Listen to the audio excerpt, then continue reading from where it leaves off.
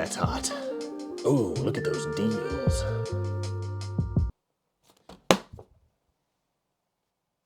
TEMU. Maybe you've heard of it.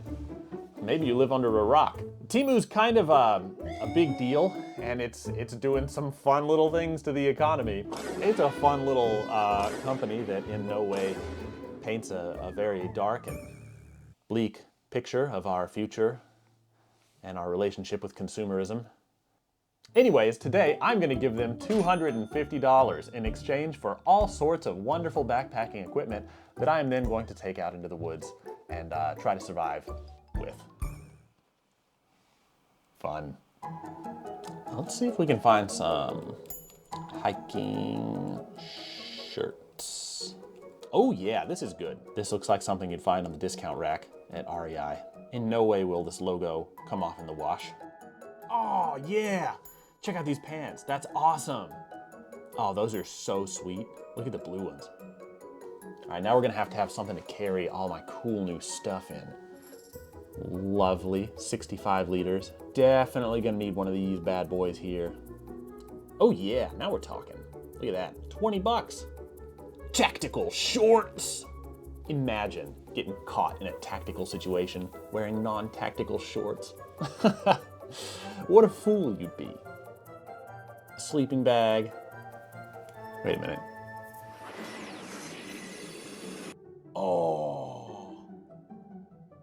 Oh my God, that's awesome. I can't wait to have spinning fans. Just sharp plastic pieces whirring super fast right over my eyeballs. Okay, so I really like these because they say outdoors on them. Okay, so we're $233. I think that's pretty good. I think I'm gonna stop there. And my bank account is now $233 lighter. I'm pretty excited. I waited patiently over the course of the next few weeks for the packages to arrive. I saved them so I could open them all at once, but couldn't resist getting the hat out. Oh yeah. Okay, so my stuff came in, and we're gonna take a look at it. I'm gonna assume that this is the tent. Oh no. Ah! Oh man, this thing's a doozy. Oh no. It looks like a little DSLR.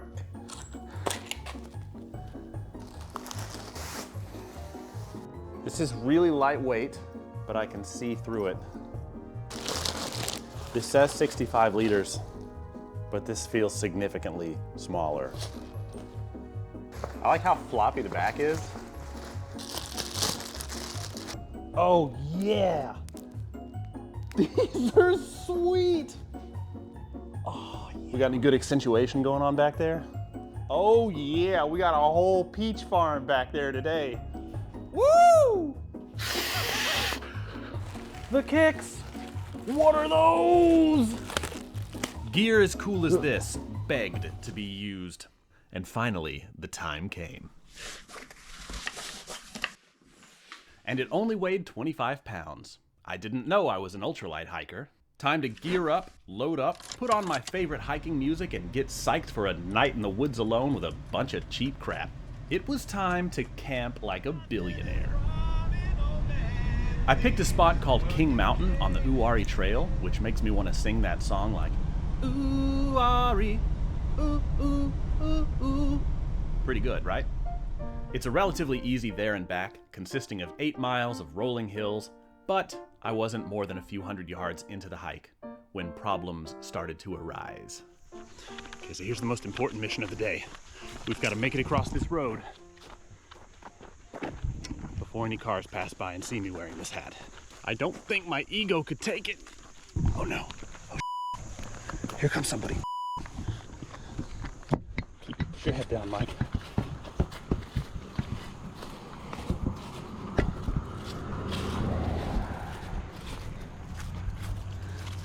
Man!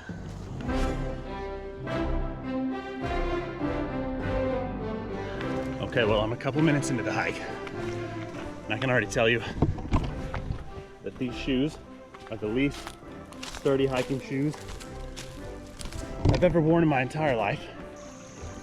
Let's see if these bad boys are waterproof.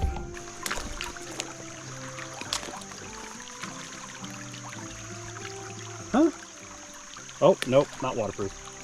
No matter how tight I tied my shoelaces, I could feel the bottoms of my feet slipping in every direction whenever I took a step. This was especially rough on the downhills, when I could feel my weight crushing my toes up against the front of my shoes. Also, they kept coming untied. The pants, despite looking amazing, were anything but breathable. It's like having cellophane on my legs. Also, there was a chafing situation brewing below deck, if you know what I mean. And this is going to get worse later. My super sweet solar-powered fan hat kept tipping forward under the weight of the fans, threatening to catch my luscious locks in the spinning blades, so I had to turn them off. The backpack just didn't fit. No matter how many times I adjusted the straps, I couldn't get any of the weight to sit on my hips. Also, I don't think that thing was 65 liters. Instead of struggling to get these oversized water bottles out of these tiny little pockets and put them back in, I've discovered that the best way to get hydrated is to open a little straw and then lean over my bag like I'm a chupacabra sucking the blood out of a goat.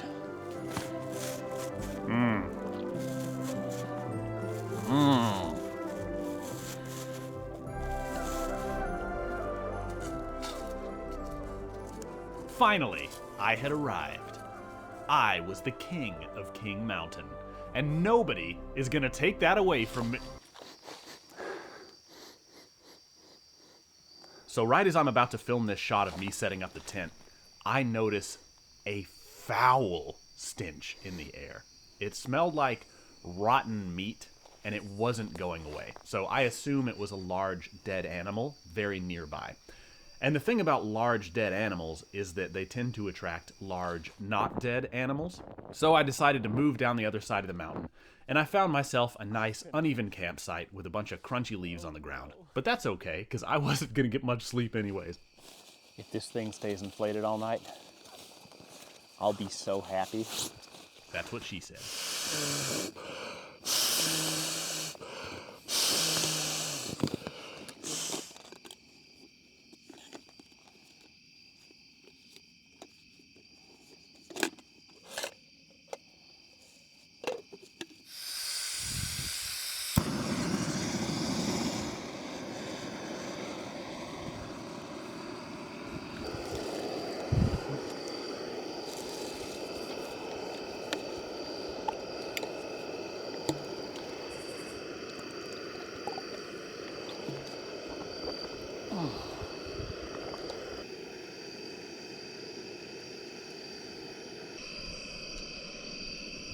I'm so hungry.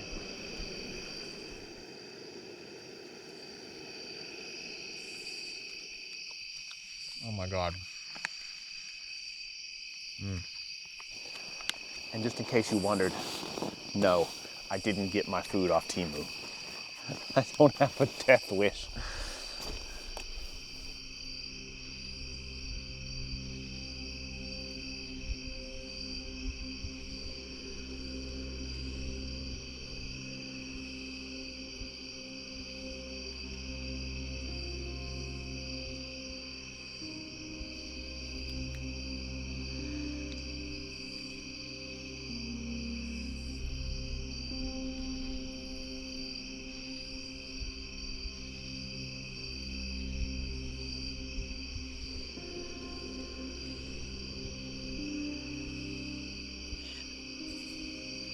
My thigh is chafed. Oh, Lord. I can't show you this, but it's like raw meat down there.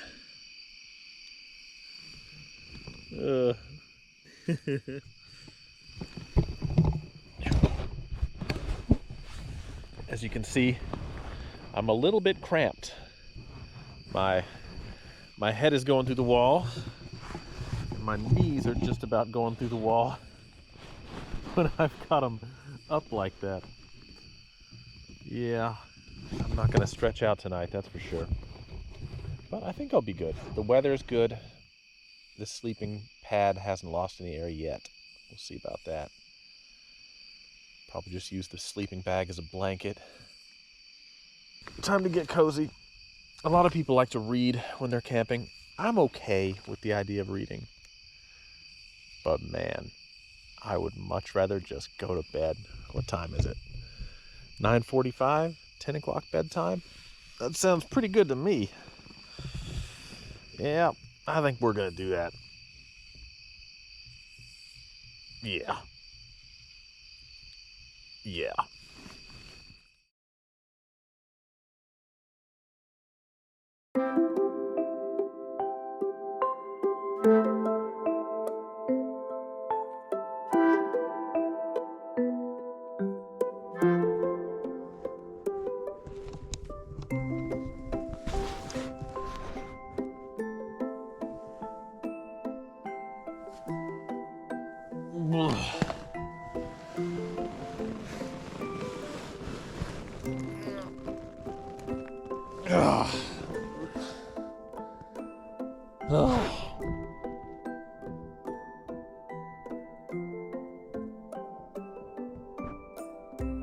Yep.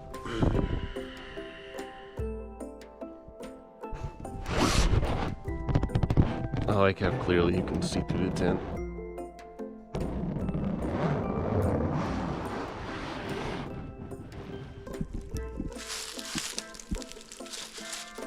These little guys were falling all night. Just one after the other after the other.